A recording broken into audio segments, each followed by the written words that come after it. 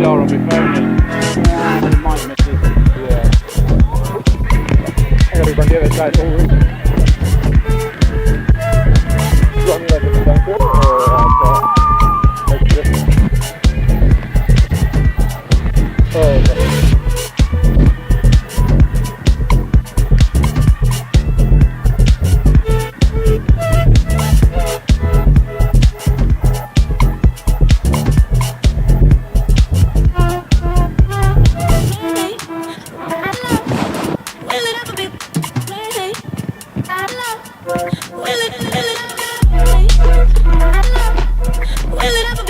Sorry, just to confirm, you have 3 pounds, right?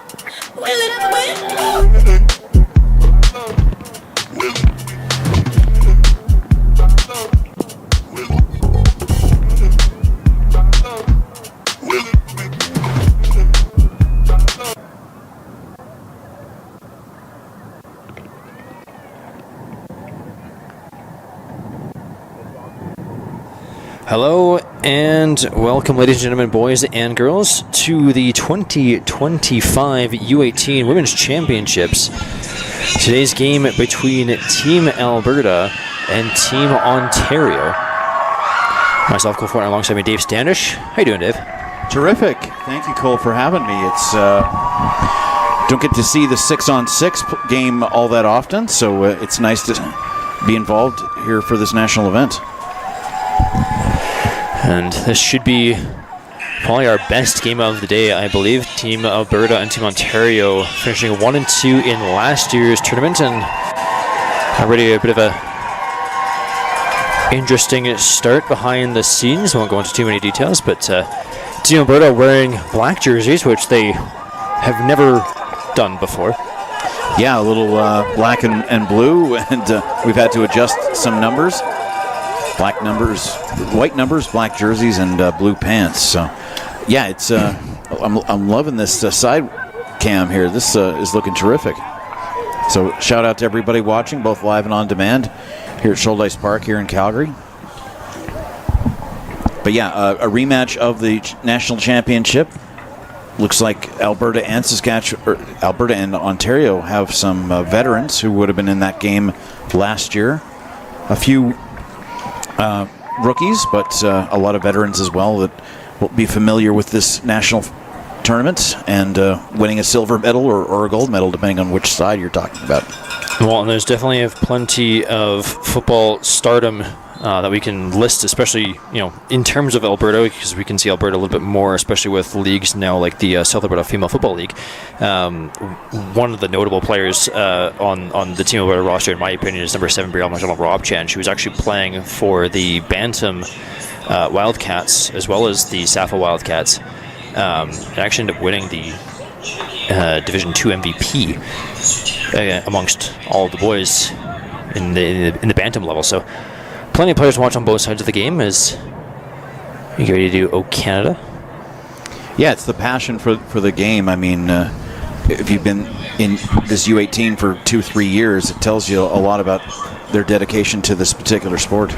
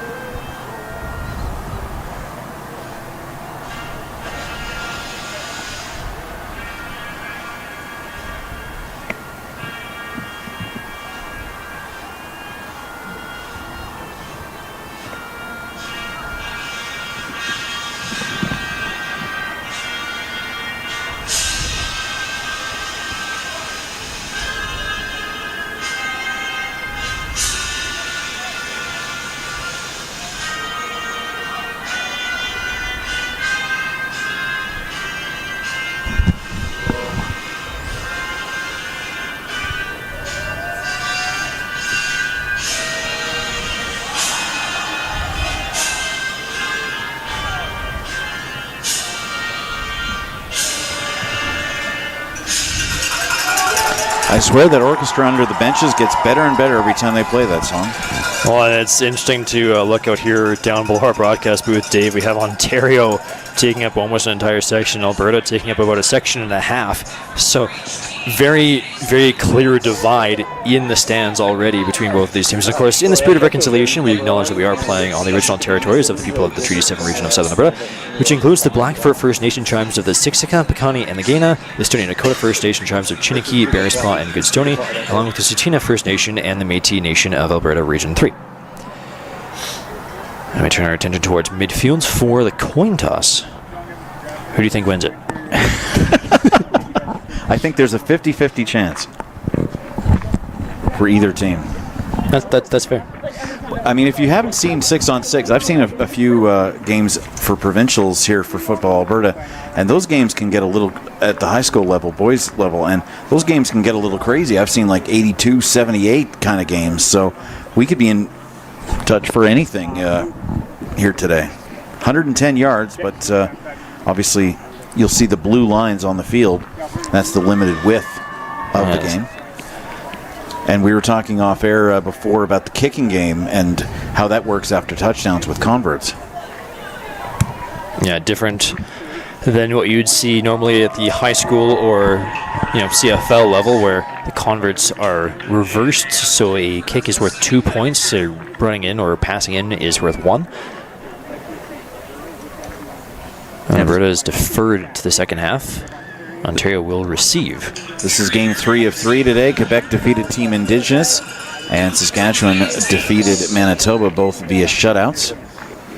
Go to Football Canada for all the information. We'll be here today, Wednesday, and Sunday. Today, Wednesday, Saturday. And speaking of other championships, we heard some good news earlier today. Just about 20 minutes ago, actually. Yep, the good news, at least for the Alberta side of our broadcast, is the Alberta defeating Team Ontario on a massive comeback victory to win the gold medal in the men's U18 championship. I don't know what the final score was. I just know that Alberta ended up winning that game against Team Ontario. Yeah, they were down 21-0, and our compatriots in the booth went pretty crazy when Alberta won that game in the overtime. So we hope that they're watching just like we were watching them a few minutes ago. We'll have our championship game here on Saturday right here at Shoaless Park in the shadow of Winsport's Ken Olympic Park here in Calgary. Or what's left of Winsport Olympic Park anyway. Alberta wearing the black will be defending the south end zone, kicking off to Ontario wearing the white, defending the north end zone, or our broadcast left. As Alberta fires that one away. A big booming kickoff to start us off. And Ontario on the return. Running that one up the middle. Decent return for number 12, Katie Foley. Getting the ball up onto the Alberta half of the field. Brought down eventually at the 50 or the 49-yard line. Well, more than decent, Cole. She had 30 yards. A terrific pattern for her teammates to isolate everybody else and make sure that she had all the room she could possibly want. Yeah, that best kicker off return of the day so far. And Ontario's just getting started. Ontario lining up in the shotgun formation. One receiver out on the line on the near side of the field. So everybody but the center is eligible, correct? To my knowledge, yes. Handoff there for Team Ontario, running the ball, number 5, Maëlle Parthenay. And she's brought down after about a 4-yard gain. Quickly swallowed up by the Alberta defense. Well,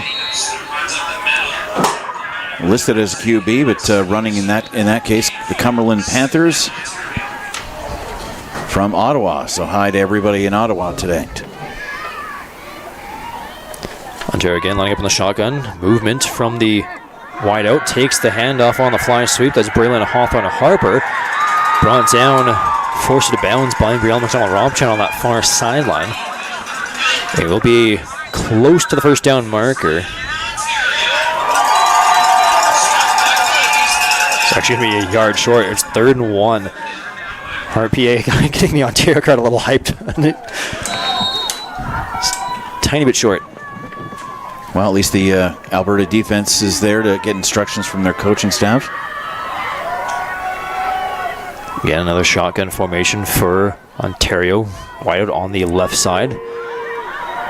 Motion again, faking the fly sweep, and it's a handoff up the middle, and Alberta defense, best stop so far for that team. It's going to be close to the first down marker once again. Parthenay, the runner. Good block. It's a turnover on downs, Dave. Oh, it is. You're right. Yeah. Hawthorne Hopper setting a good screen as well to potentially lead to some confusion as to one of two players possibly running it. But yeah, they could not get the 1 yard. That's exactly what we want to be doing as the Alberta defense. That quick turnover on downs on that first opening drive. Build on that momentum. Yeah, considering how good the kickoff return was, for sure. I don't even know how to describe this formation that they're currently lined up in. The ball is snapped, handed off. It's number 5, Tessa Muddle. She takes down towards the far side. There is a flag down on the play. Muddle brought down. Bit of a stiff arm for Tessa as she tried to turn the corner. Flag at the end of the play. Member of the West Edmonton Raiders. 4 12-minute quarters. Yeah, nice mix of players throughout the province. So it's unnecessary roughness penalty called against Team Ontario. So more yardage tacked on to the end of the running play will put Alberta into Ontario's half of the field. Only C2 Calgarians technically on the roster, but one Olivia Trudeau's from Airdrie, and Alyssa Graham is from Chestermere, which is about 10 minutes east of Calgary. But many, many cities represented on both Ontario and Alberta's rosters. Alberta faking the handoff. Toss there. It's Muddle again on the carry. Forced out of bounds on the near sideline.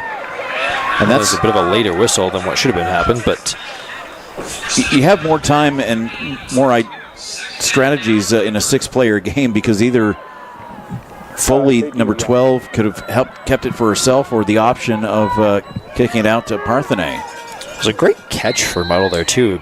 Toss behind her back and did a good job crawling that one. And at Q, number 12, Owena Bradford, member of the Central Alberta Fire, one of our SAFL members.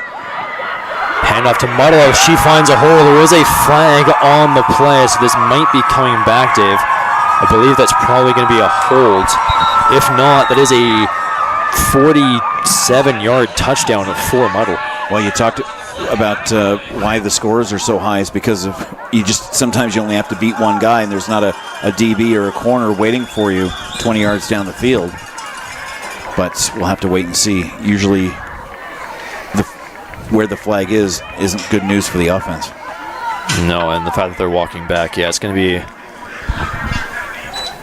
penalty called against Team Alberta. So unfortunately, the touchdown will not stand for the Alberta side.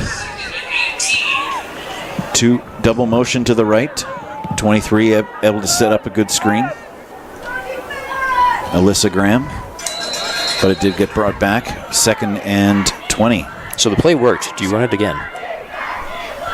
Not until I've seen some coaches run the exact same play back to back, even though there was a penalty on it. Yep.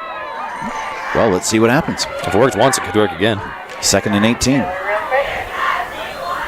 Ball snapped, dropping back to the pocket. Toss there. Receiver number 44, Caitlin Unger. Unger brought down.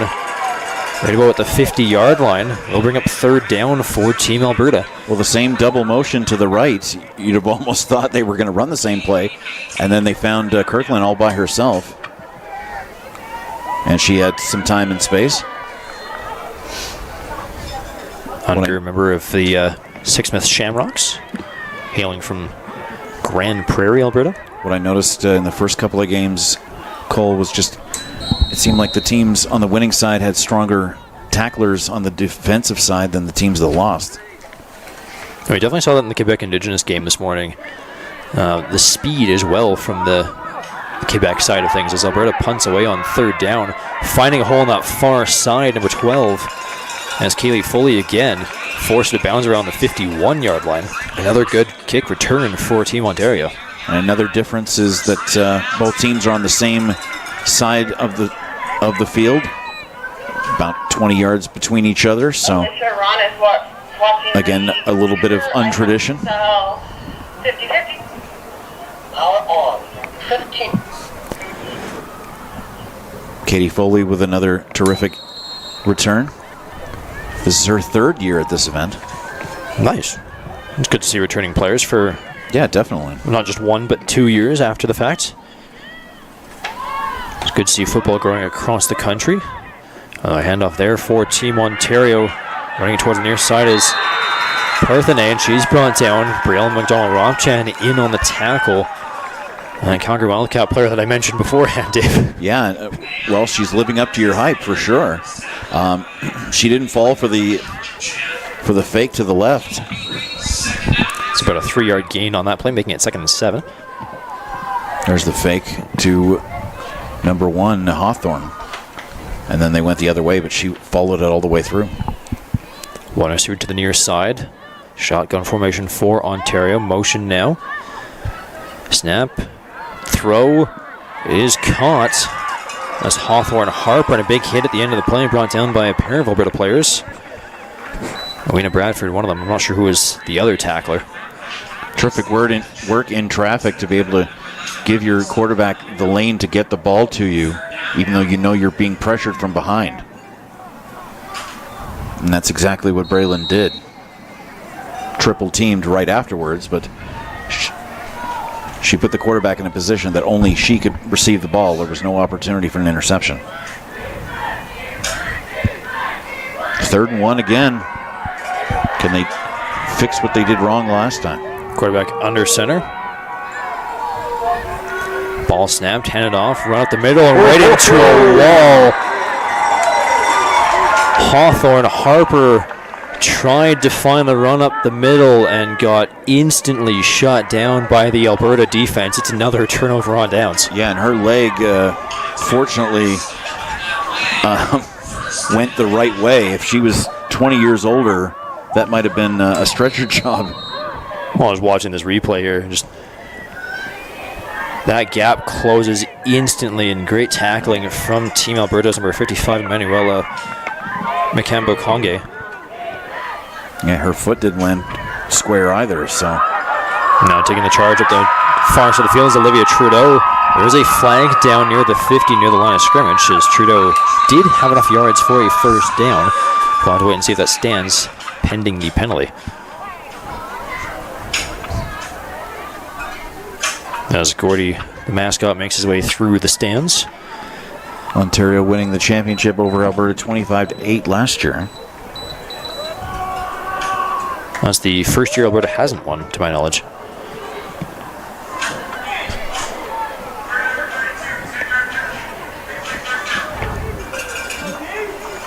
So penalty against Alberta will send us back 10 yards, making it 1st and 20.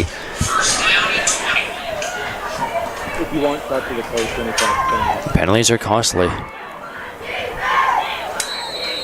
The seeding for this event was based on the top 6 finish between these 6 clubs last year. Coming into today, anybody could have won if they won 3 in a row. And that pass from the Football Alberta quarterback Olivia Trudeau falling incomplete. A little bit too much on that one. We'll bring up 2nd and 20 for Team Alberta. Manitoba and Indigenous already know that next year is their opportunity to win this championship. But they can try to finish as high as they can with 2 more games, Wednesday and Saturday, 2nd and 20. Trudeau calling her own number, scrambling towards the near side. Breaks off one tackle and finally brought down by Paisley Furley. Yeah, great double fake to the right, allowing her a chance to go to the near side. We'll take another look. Both runners keep going. Made a couple of the defenders miss. Hit off one tackle and then joined in by another one as Trudeau lines up to punt now for Team Alberta. And the QB as the punter is a little bit helpful. You can do some trick plays a little easier as that one goes right out of bounds. To wait and see exactly where they're spotted. It was close to the 45. It'll be a first down for Team Ontario. Well, like you were saying, the programs at this U18 female level are exploding in terms of popularity and content. So footballalberta.ab.ca and search out Ontario football as well for details if you want to be one of these players, or just follow how it works for them during the regular seasons. Plenty of leagues going across all provinces. Bad snap there for Ontario. Quarterback going to jump onto that loose ball.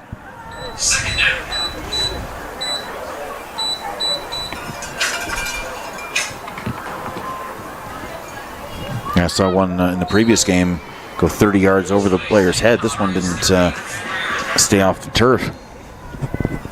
In a rapid first quarter, only 4:40 left in it.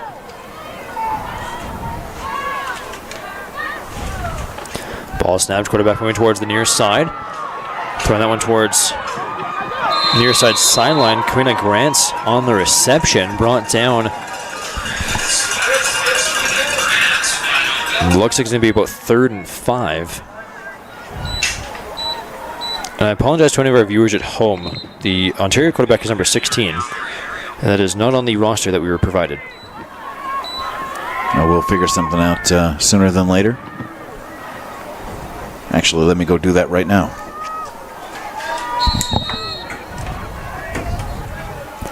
As Ontario lining up to punt the ball away. Back to the Alberta side of the fields.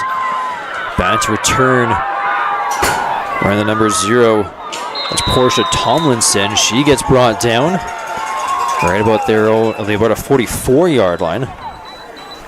That hit drawing a bit of a rise from the Ontario crowd. Of course, this time we'd like to thank our sponsors, some of our sponsors, Tourism Calgary, for all their support in this year's tournament, including the special surprise following the championship game.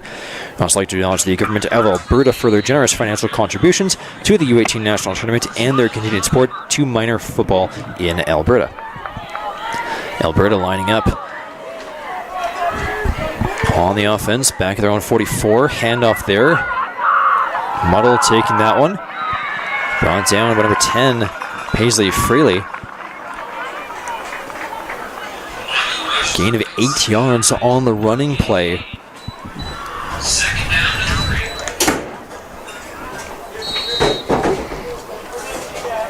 Look at this extra window over here. Just lift it up. That's all right.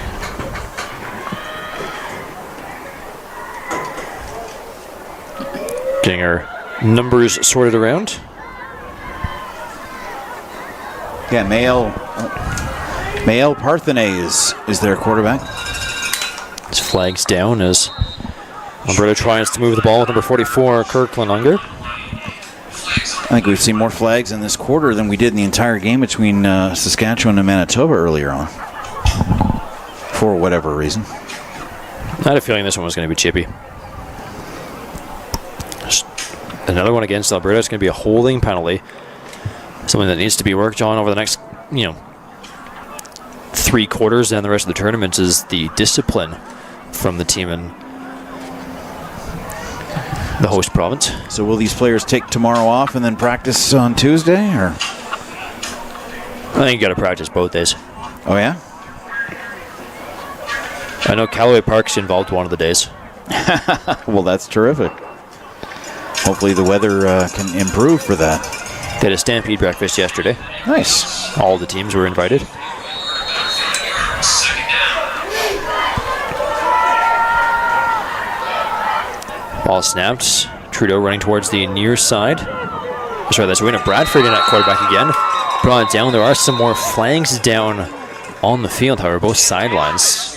Terrific work by Taylor Hodges from the Cumberland Panthers to follow and get a tackle for a loss. And that penalty will be going against Team Ontario as offside against the defense. Maybe now we know why.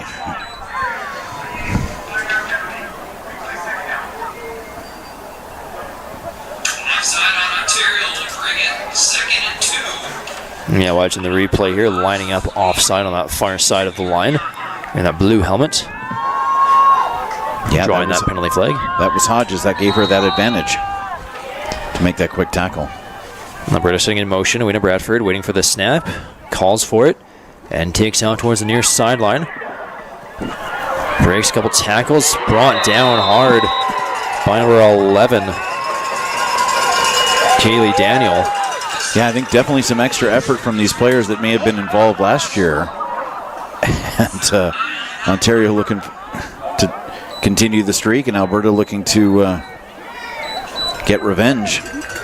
There's going to be some hard landings today. You have to keep an eye on Bradford. She looked like she was in a little bit of discomfort at the end of that play, taking that big hit. She called for the sub after getting up.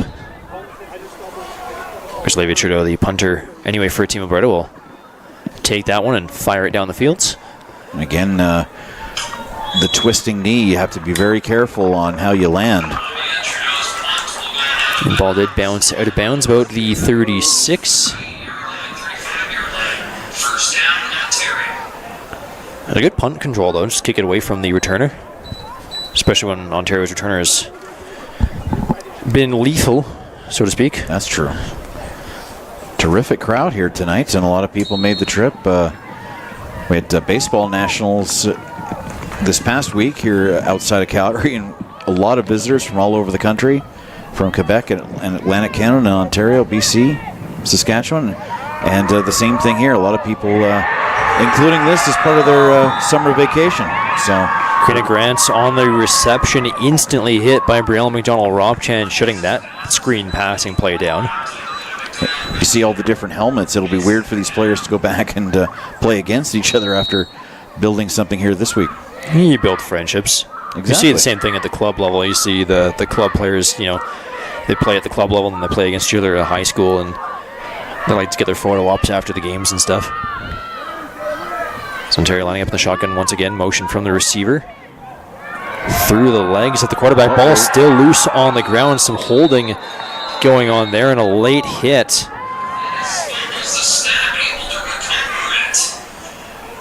There's Layla McIntosh bringing down the quarterback at the end of the play.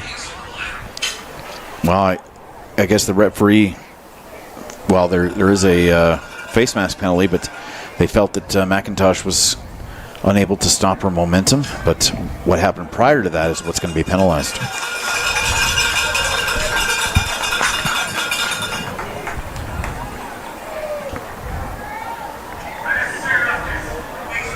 So face mask penalty called against Team Alberta. Now, Dave, I did see a hold in there, which was not called. Well, that's at least 35 yards in penalties against Alberta. 2 on the offense. Now this big 15. But it was the player being held that was the player that was also doing the face masking. So referees caught one of the two. As Ontario lining up for another snap, not a face-off, wrong sport. Hand off towards the near side, and is brought down after a couple of yard running play. That is number 5. Michaela. On the carry, yep. Yeah, and watch this adjustment at the last minute just to fly over to the other way, because if you keep going at one angle, they can cut you off in a tackling motion, but if you can cut the other way, then they have to adjust. That gets you an extra second or two and a couple or 3 extra yards. Ball is snapped and tossed. Michaela Lopez taking that one towards the far sideline. Brielle McDonald-Robchan again in on the tackle, leading that defense for Team Alberta. Yeah, and she is not holding back at all. I mean, the equipment is doing its job, let's just say that. Yeah, that was a solid tackle. And these players are here because they love it, and they probably enjoy the feeling of getting tackled as much as they do being the instigator, because they have that physical enjoyment of the sport. Ball is snapped, and Ontario punt away on 3rd down. Going towards the far side of the field, the ball bouncing back towards the middle. Tessa Muddle will just smartly jump on that one. She had a bit of issues picking that up. That'll be a first down for Team Alberta at their own 22. Looks like that will complete the first quarter.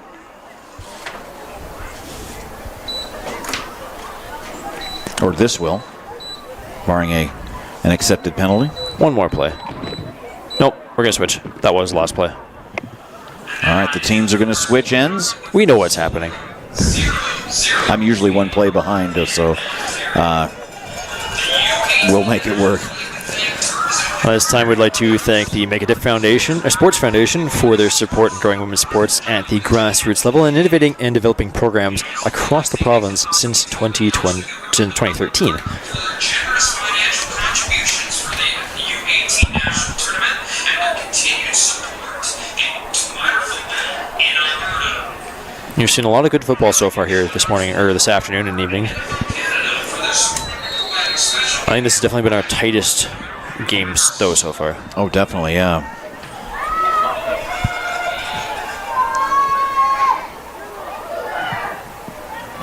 Ball snapped. Taken to the far side by Olivia Trudeau. Looking to toss, but keeps it and brought down by about half the Ontario defense. Yeah, if you sat in the stands in the middle, you're doing perfect because there hasn't been anything inside the 20 on either side, so your view is perfect by sitting right in the middle of the stands here at Hillard Field. Home of the Calgary High School Athletic Association football season. There are 2 other fields behind us that are used all season long. And players will be going at it again in about 6 weeks, as hard as that is to believe. Olivia Trudeau stabbing the ball under pressure. She gets hit as she throws, and it's going to be a high hit. So the officials are throwing the flag for the ball. Did pop loose. Madeline Justison. It's going to be roughing the passer penalty, Dave. Well, she had pretty much an open road, but yeah. I think it was because of a high hit. Well, of course, but yeah. When they say unnecessary roughness, that's the definition of unnecessary. But yeah, they're not holding anything back here. Like I said, there's some memories from last year.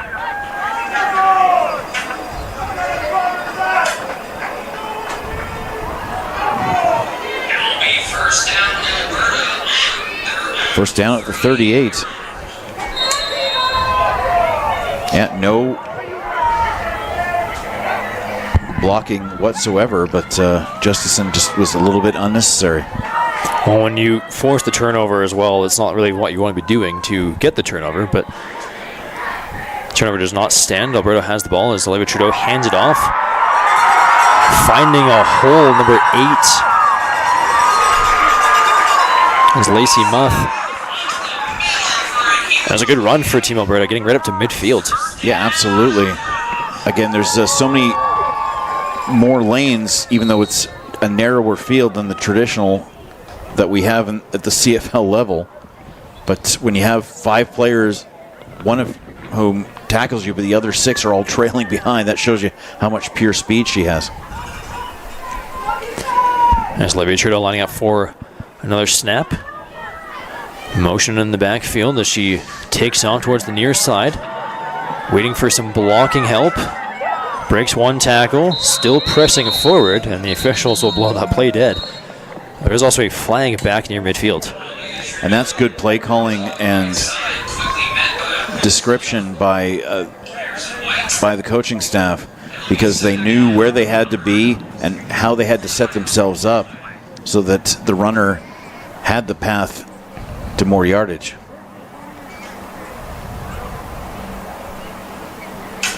So on our broadcast angle there, you saw the Arctic Prairie that Team Alberta is wearing. That is because those are the last-minute rest jerseys that Team Alberta had to bring in, because Alberta never wears anything but whites, and then Ontario apparently only brought white to this year's tournament. So if you're wondering why Alberta's wearing Arctic Prairie jerseys, that is why. Because we can't have both teams wearing white jerseys.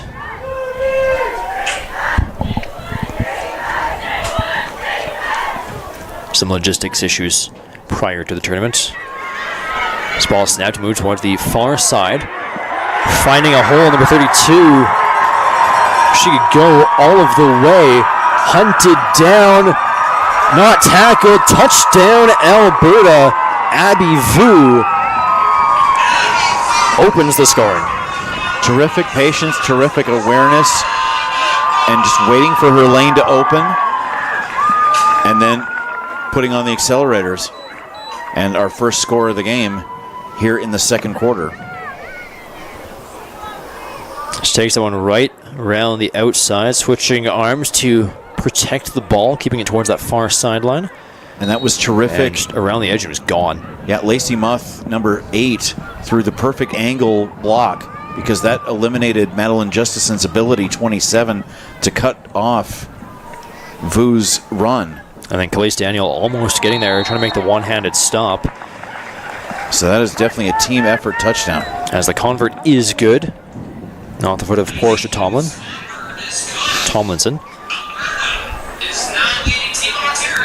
Of course, that's a 2-point convert with those backwards conversions, as we're not used to. And a very, very late flag just got thrown. No one is around the officials at a team meeting. That was a really late call. In the previous game, we had 3 different offsides called for Saskatchewan during converts that were all applied to the following kickoffs.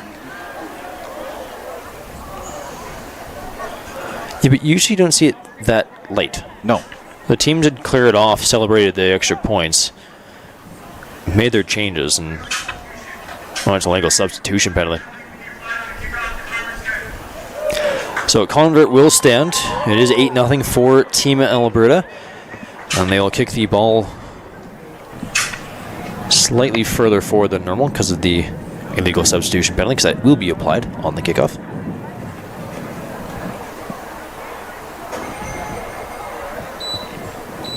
But again, you still don't see it called that late. No, I agree. It's maybe they discussed it and realized it at the very end. Up 5 to the 50 rather than normally at the 45, right where the circle meets the line. Olivia Trudeau booming that one downfield, caught in the air very nicely by Katie Foley. Cuts back towards the middle of fields, still going. Olivia Trudeau trying to get in on that tackle. She's one of the 2 Alberta players, Ellie Pickering the other. Finally bringing down Foley about the 49-yard line. Yeah, I didn't see between that game earlier on, Saskatchewan, Manitoba, and this one with any kick return touchdowns, and you'd think with all the time and space that they would be able to execute it, but if it seems strange, it is, because sometimes if a tackler misses the first one, they have a chance to angle correctly because they know where they're going to actually get a second attempt at a tackle. Yep. Well, we see them all the time in SAFL and everything that happens. It is very common because you do have a lot more open field. Is that screen pass off the hands of the receiver and out of bounds? Braylon Hawthorne Harper was the intended target. From the Peel Panthers in Mississauga. Her second year. Again, the center having some more difficulties. Definitely some day one tournament jitters that teams will try to work out as they move on. Well, nobody's jumping. That's what I noticed in the last game as well as this one is like those first couple of weeks of high school football or bantam football, everybody's jumping offside, either offensively or defensively. We haven't seen that here tonight, which is terrific.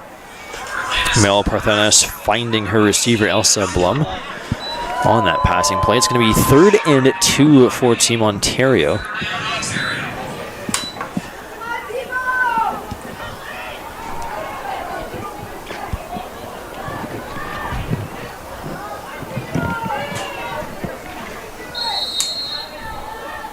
There's Ontario lining up under center.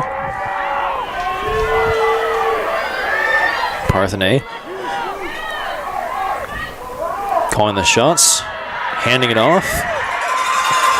And Sarah Porter will have enough for an Ontario first down. They've been struggling to get those so far, but the crowd that's made their way out west is liking that one.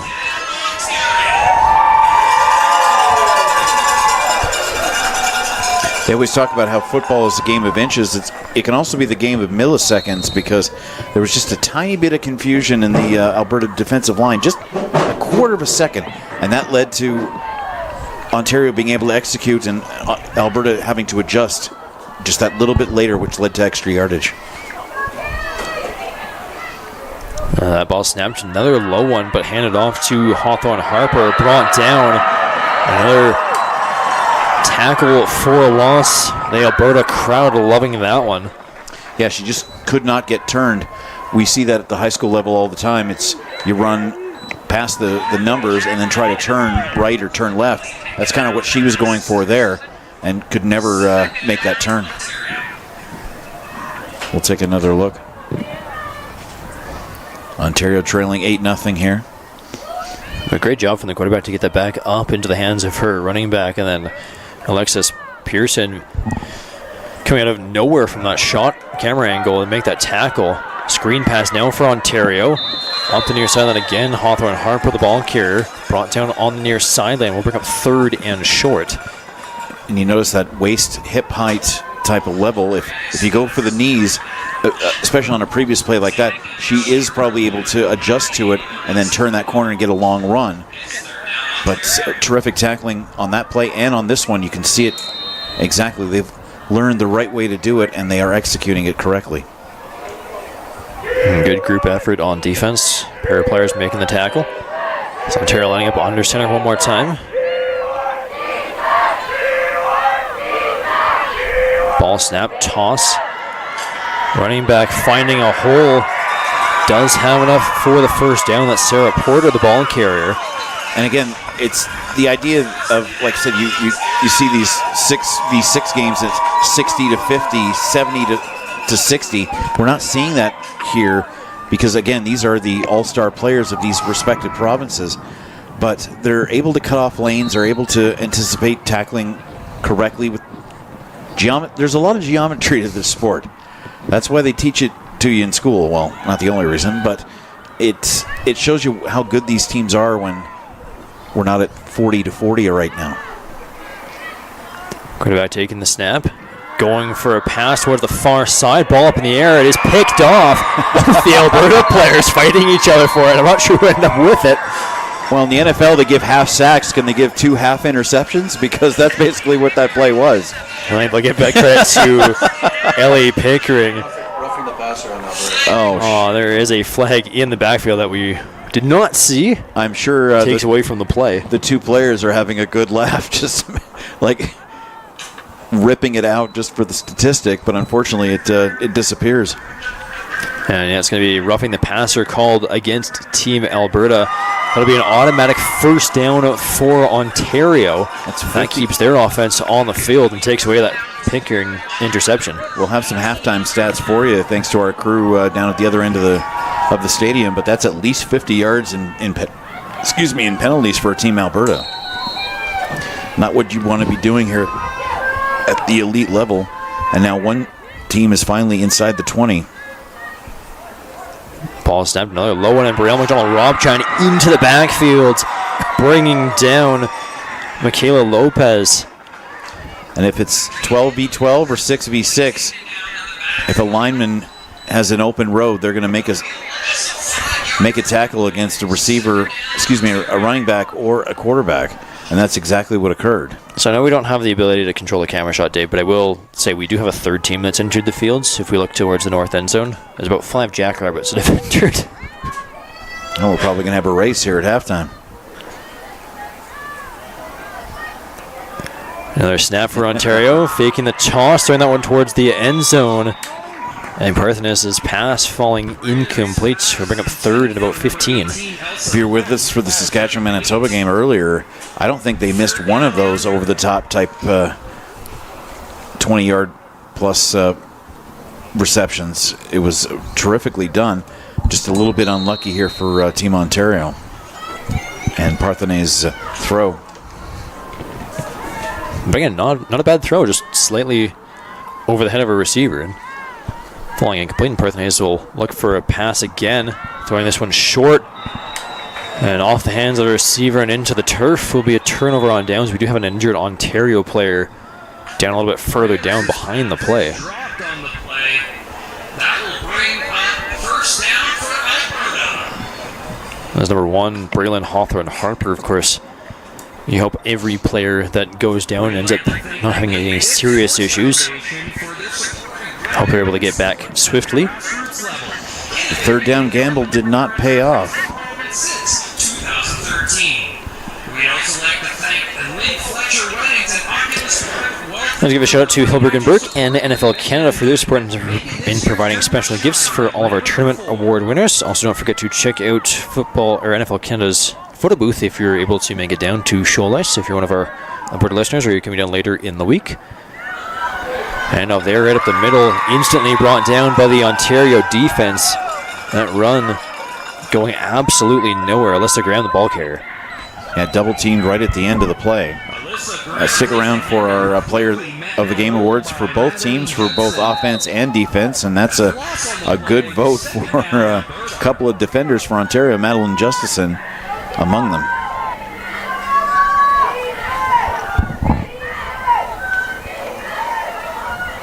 Winnie Bradford handing that one off. Tessa Muddle trying to cut around that outside again. Ontario stopping that. I think Muddle managed to get back to the original line of scrimmage, so it's going to bring up third and about 10. Not a bad improv here, as she kind of decided at the last second to turn to the right and just try to get whatever she could. Again, good blocking from her teammate, Alyssa Graham.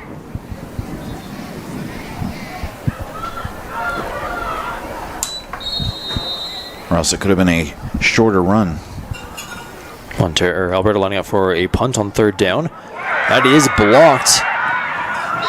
Olivia Trudeau ends up jumping on it, which is Madeline Justinson, who got into the backfields and blocked it. Yeah, she was the player that took the roughing the passer penalty and has certainly made up for it ever since. Well, not to mention that, it's also given Ontario great field position, being able to get there and block that punt. It's also a lot lower of a punt than we've seen so far throughout the game from Olivia Trudeau. It's more line drive, like, instead of having that nice high arch that punters usually like to get. But regardless, we're now for Ontario's offense. A toss play there, cut back inside, and Sarah Porter will find the end zone, putting Ontario on the board late here in the first half. She could see that everything to the left was blocked away, so she made a quick step turn to the right, put on the afterburners, and scores.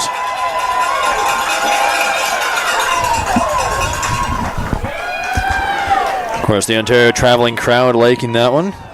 Watching the replay here, nice toss. Lots of helpful blocks up the middle, cuts it right back inside, finding that hole, and absolutely no issues from there. Terrific work by Waverly Kendall, number 7. She, as that one is blocked. Nice job from Alberta. Right into the line, into some hands, and Alberta will maintain their lead on the missed convert. But yeah, Waverly Kendall blocking without holding, and she came right to the limit of that, and her block did a big work to make sure that that touchdown was scored, and a big block for Alberta to make sure that they continued to lead instead of being tied. Well, the question is, how crucial does that block become later in the game? Yeah, absolutely. That could make all the difference in the world.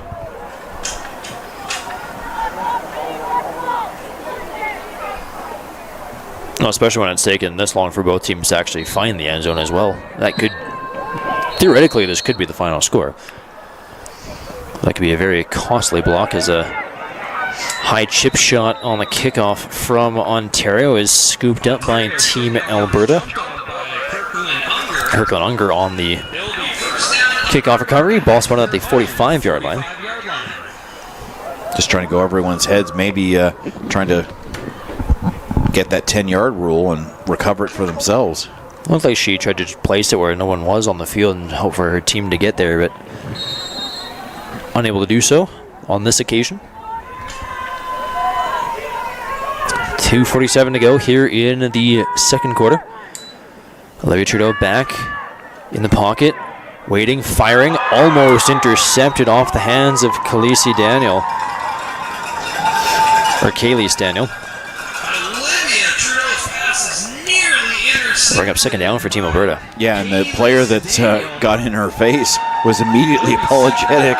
Looked to the referee. Okay, I didn't get penalized, but was just like, oh my God, I'm so sorry. And here it is right here. Boom. You see the contact, but they immediately high-fived, and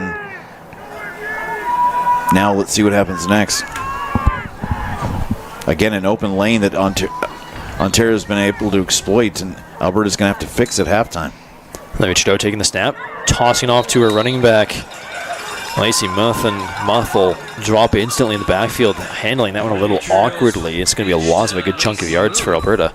Well, as long as you maintain possession, especially this deep in your own zone, that's what really matters. Third down, Alberta. A snap to a snap, and she knew that what they wanted to do wasn't going to work. I think it just was too low of a toss by the time it got there, and the momentum just carried her down. Alberta did call a timeout. They do have a 3rd and 20 coming up, and at this point in time, I'd like to thank Lynn Fletcher Weddings and Oculus Private Wealth for their financial support and event management, making this year's tournament shine like never before. In the concourse. The U18 Nationals will also like the Sean Walter, the Alberta head coach. Like I said, they're going to have some things to figure out, probably on the chalkboard in the locker room. We'd also like to take this time to acknowledge the government of Did both teams go to the locker room in the last game? Because only a team Indigenous went. Team of Quebec apparently didn't go in the first game. I think Manitoba stayed, and Saskatchewan went to the dressing room, but So they have choice, I guess. Some teams like it, some teams don't, some teams are used to it. Like you see at the high school level here in Calgary, everyone just stays out. They go to their end zones and have their discussion and team meeting. And well, and each individual group goes for their own little huddle as well. each team likes their own things, and you build habits and traditions and carry on that way. A booming punt from Olivia Trudeau over the head of the returner, still bouncing and rolling, finally picked up by Athena Monet. And Monet brought it down only a couple yards away from where she picked it up. Well, in my opinion, the younger the football is, the more important the kicking game is. Like, there's a lot of high schools here in Calgary that just don't have anybody who kicks, and they just, I mean, the boys' soccer is played at the same, or at opposite times of the year, so you'd think that there might be a lot of kids that want to do both. There are some, but not as many as you might think. And it can be very critical, because you can, if you gain an extra 10 or 15 yards on a kickoff, on a punt, that's 10 or 15 more yards that your defense has space for. And don't screen pass towards the far side on the reception. Kona Grant.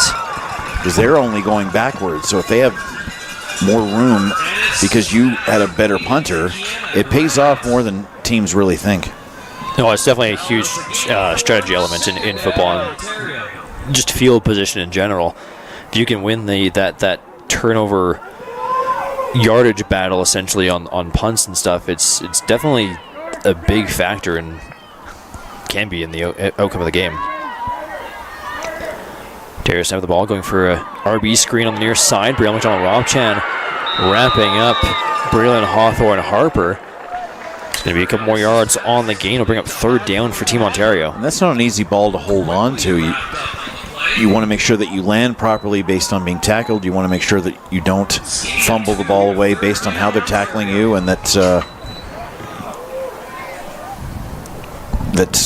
when you're near the sideline that you're hanging on to it as well, so that no one can tap it out of your hand and take over possession.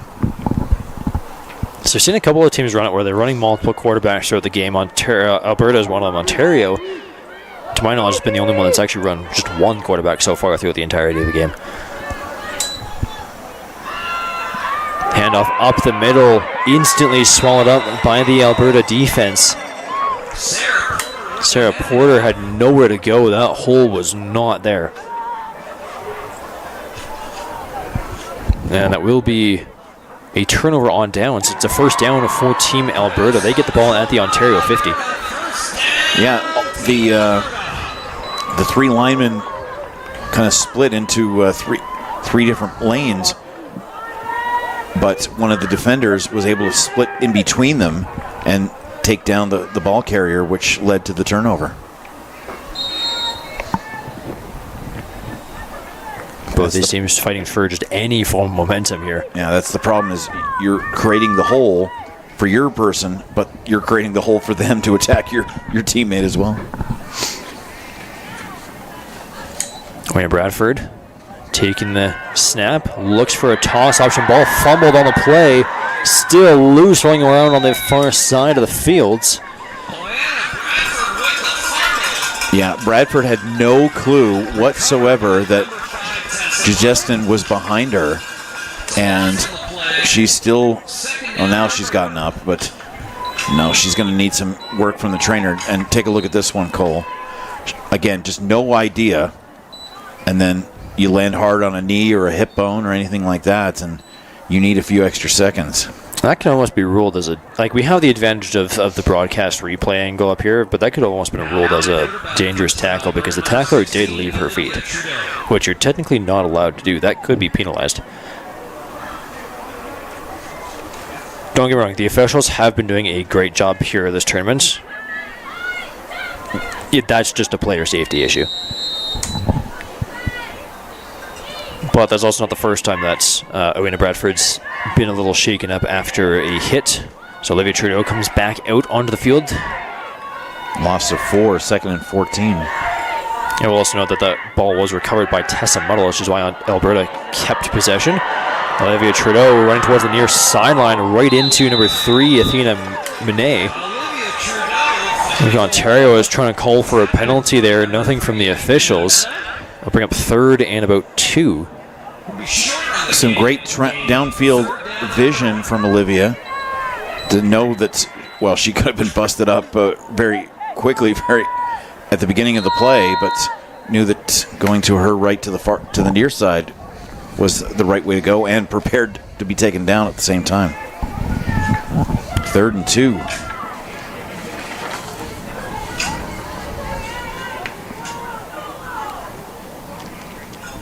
Olivia Trudeau, 2 receivers to her near side.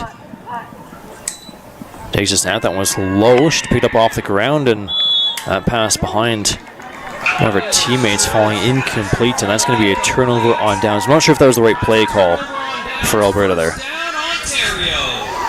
Well, I mean, you're limited by the width of the field as well, so that you only have so many options. The previous game had triple the amount of passing yards as it did rushing yards, but we know all 6 of these teams can run the ball. Yeah, I'm still not sure I would have called a deep passing play on 3rd and 2. Sometimes you got to do what they're not expecting you to do. True.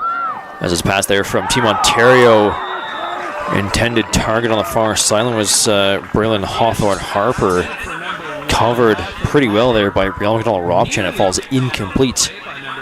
Yeah, you couldn't play that much better than Brielle did. No stiff arms, just trying to get into the way of it. Making sure that there's no way for the receiver to catch the ball, but being able to legally take it away because one of the referees was standing right in front of her. Partheny throwing that one downfield. That time of finding Hawthorne-Harper. Not as tight as coverage from Brielle McDonald-Ropchan. She does make the tackle, though, but forced to bounds around the 54-yard line will be enough for a first down for Ontario. And we see our medical group there in the tent right at center field, just in case anything needs to be taken care of. And our great crew from Football Alberta. Nice to see a lot of familiar faces and the same people year after year, decade after decade. We recognize them, they recognize us, and it's like no time has passed whatsoever. Another completed passing play that time. Partheny finding Quina Grant. It's going to be another first down for Team Ontario, and Grant a little shaken up at the end of that play. Looks to be in a little bit of discomfort. But it goes right back to the huddle. Nonetheless, these players, they're fighters. They want to be on the field. Yeah, absolutely. And again, from the first snap of the game, we've known that this rematch was going to live up to the hype, and it has. There's a very strong potential that these two teams will meet again at the end of the week.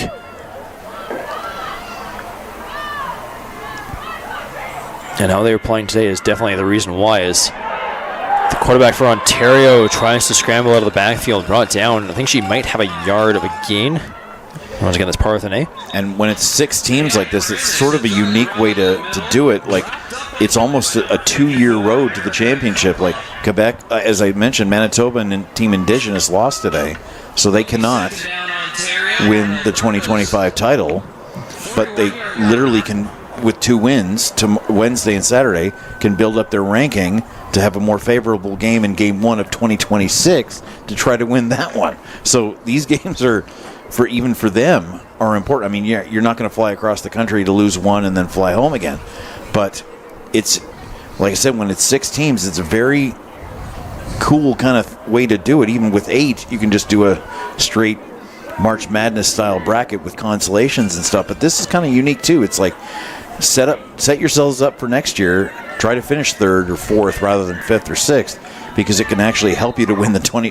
What you do today can help you to try to win the 26th title, which is unique to any other sport I can think of.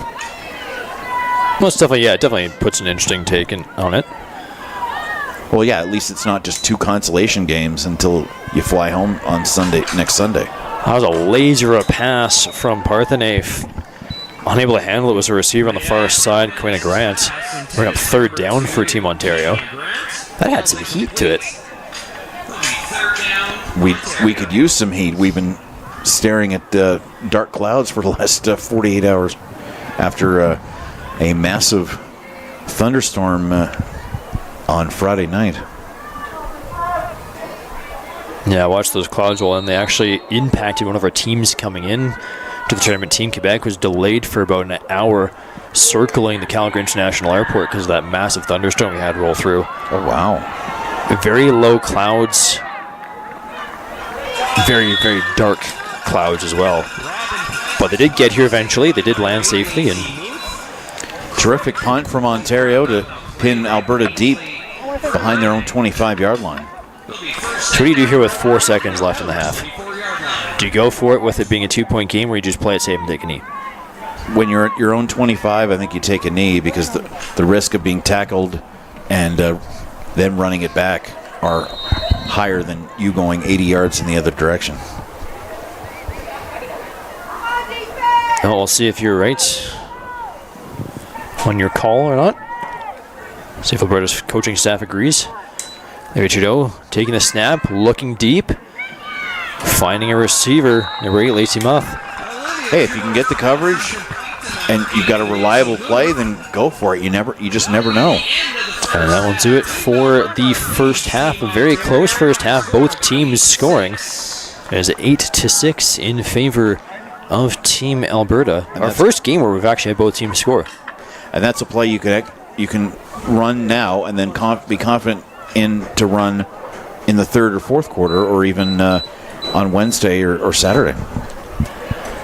So both teams will head back to, at least Alberta will head back to their locker room. Ontario will stay on their bench. We'll be back in about 10 minutes time for the 3rd quarter. Don't go anywhere. We'll be right back.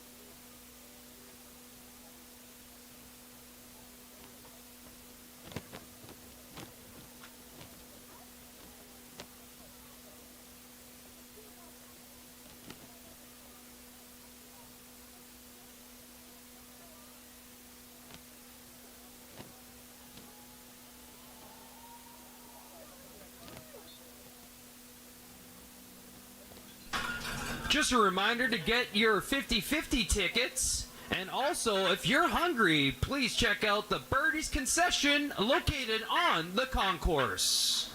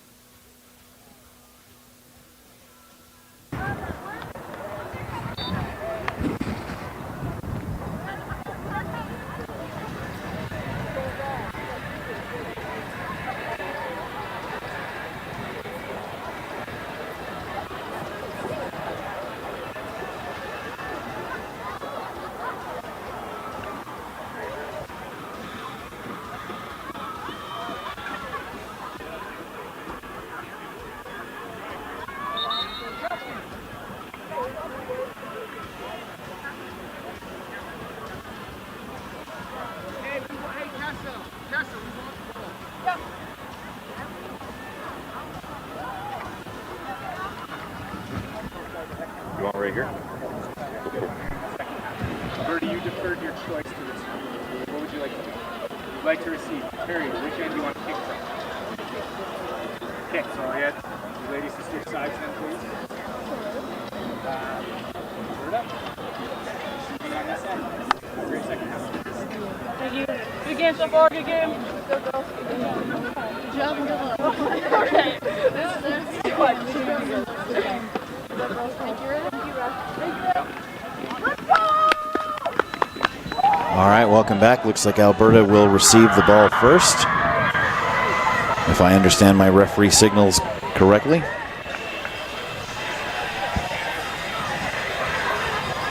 U18 Women's Nationals against Saskatchewan defeating Manitoba and Team Quebec defeating Team Indigenous earlier on.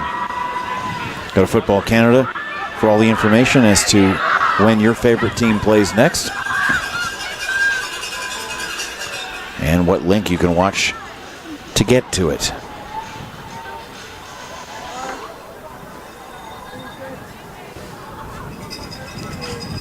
Welcome back for the second of the third quarter. Ontario will kick off to Alberta.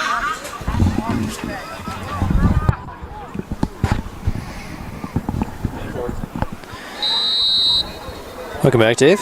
Welcome back. Half number 2, we have our halftime statistics to provide to you after the kickoff. Alberta back to receive the opening kickoff of the half and smartly, alertly just handling that one. Number 44, Caitlin Unger.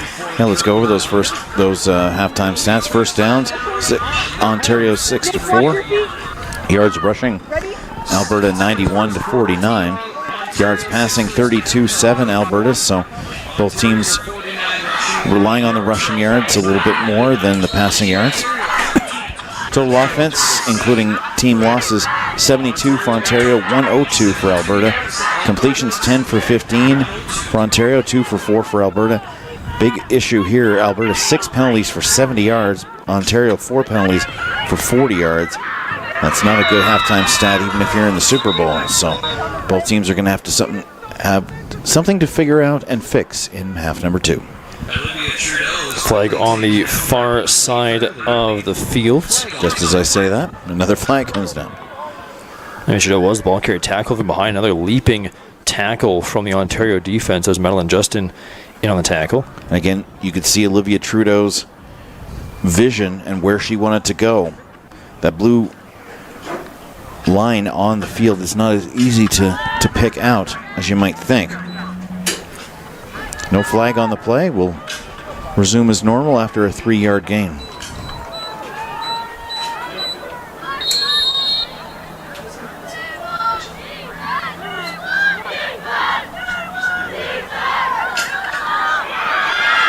There'll be a tackle for a loss behind the line of scrimmage. 32, Abby Vu. No luck for her. A surrounding tackle very quickly after the handoff from Trudeau. And again, that left side tackler, a big part of it, along with Gallant, Addison Gallant, number 26. So the right side of the Ontario defense to the quarterback's left is still making a huge difference for the team in white. And again, something Alberta will have to make an adjustment for. That punt going right out of bounds. Again, we've seen that since the first couple of kickoffs in the first half. Alberta's just been opting to send that one out into the safety of out of bounds because they were getting burned on the kick returns. Well, yeah, that first kick return was 30 yards. In the opening play of the game, and of course, if your kickoff goes out of bounds, that is a penalty as well. So they know how dangerous anyone in a white jersey with an open lane can be. As ball's handed off, and out comes Ontario charging forward. Number 14, Sarah Porter. She found an initial hole, finally brought down after about a 13-yard gain.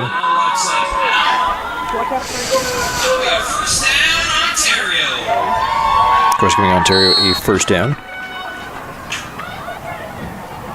Yeah, great lane opened up, and then All Madison Harrison can do is just chase her down and wait for the DBs to make the tackle.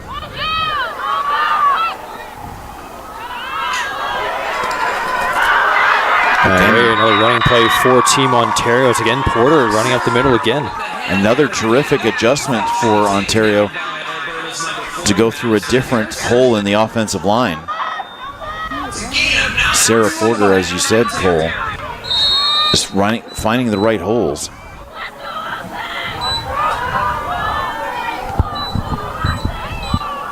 And terrific double team so that nothing could be done by Erica Kampula, number 54.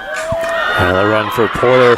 They found what works here to start the second half. Porter running that one up the near side.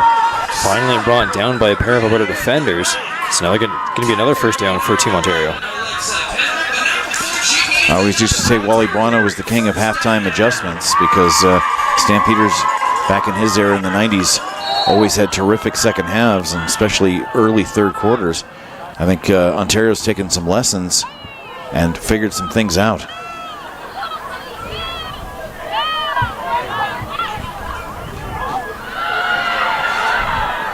And again, another handoff to Porter. It seems like she has energy to burn.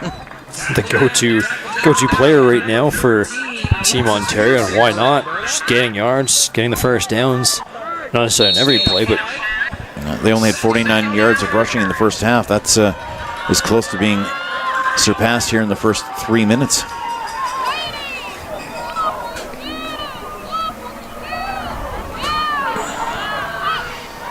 Another handoff, another toss, that time towards the far side. Porter cutting back towards the near side, breaking through a couple tackles, and again has enough for a first down. And that was a great intentional play by Sarah to catch to the right and then immediately pivot to the left, knowing that would catch the Alberta defenders having to double back on the angle.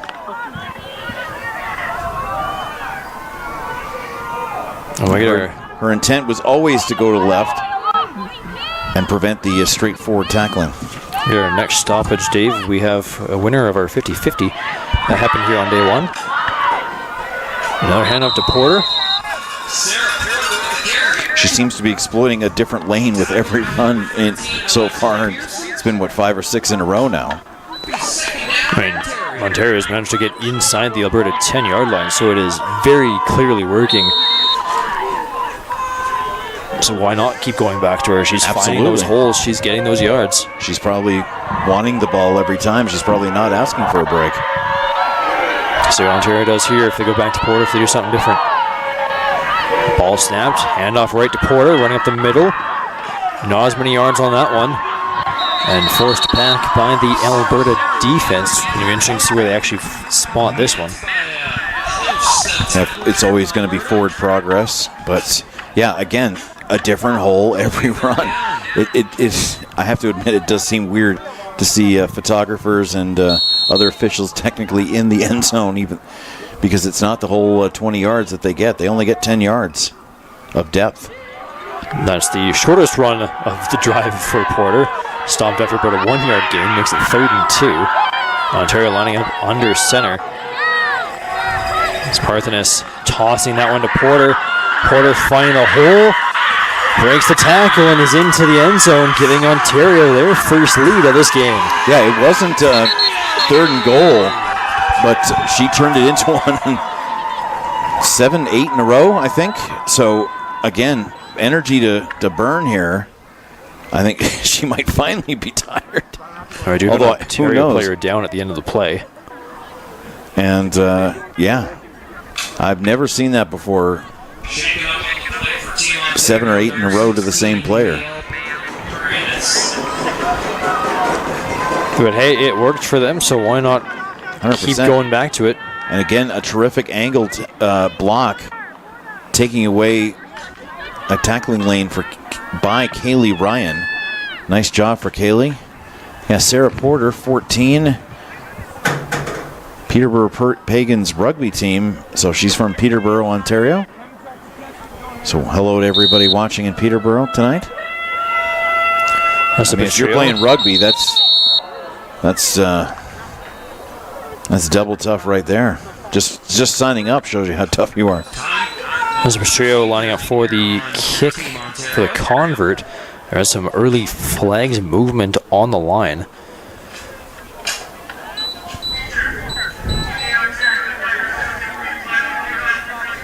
Yardage will be applied onto the kickoff.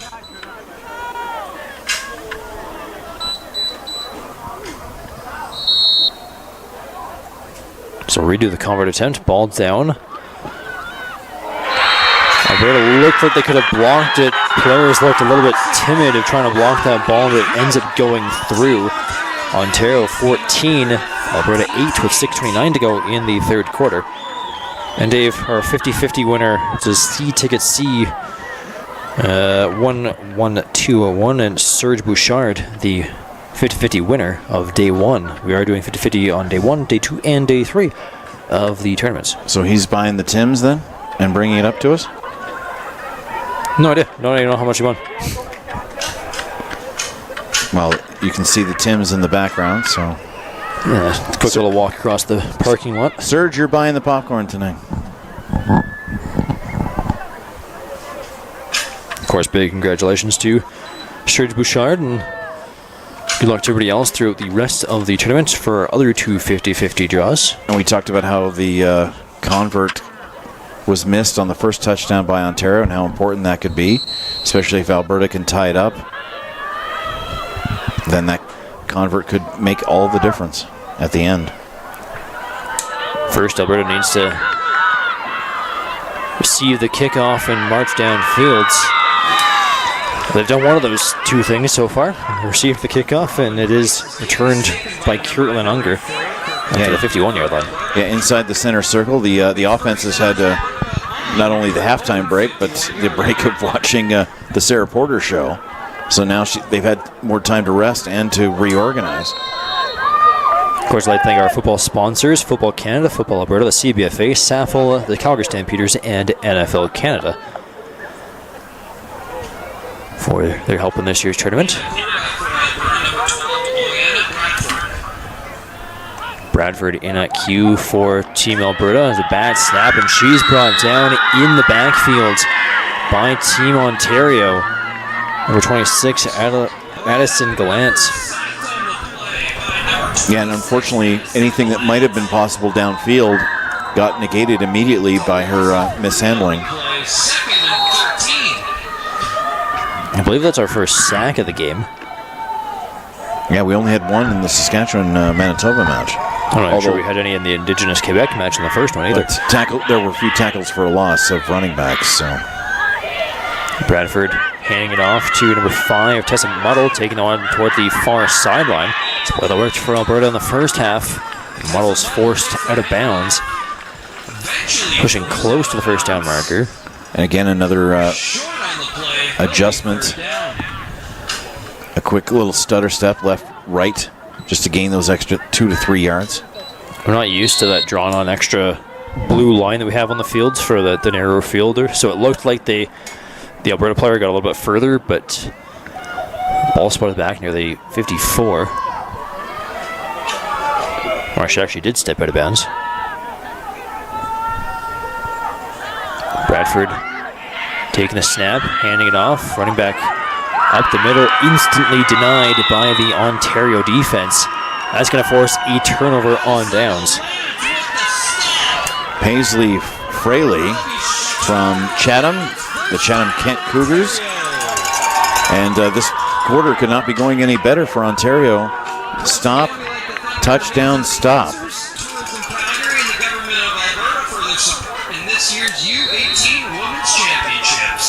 Let's see what happens here. It's Parthene lining up, calling the shots for Team Ontario. In a snap blitz on the far side from Team Alberta. And it was the blitzer number 3, Isabel McFall, bringing down the running back. Guess who it was? Sarah Porter once again you're for right. Team Ontario. It's a short gain of about 3 yards on that one. Well, I mean, if there is any solace for Alberta, the ones straight up the gut have both been only a handful of yards. See see if wider Ontario, formation for Alberta here, anticipating any angle that Porter might take. see if they go back to Porter. Porter taking the snap. Beating her quarterback to it and brought down by McFall and Brielle McDonald-Robchan. Bring up third down for Team Ontario. I want to watch this replay again. That's just she got the snap right out of the hand of her quarterback. And of course, the time you want to see the replay, they're not going to show it. It's funny how that works.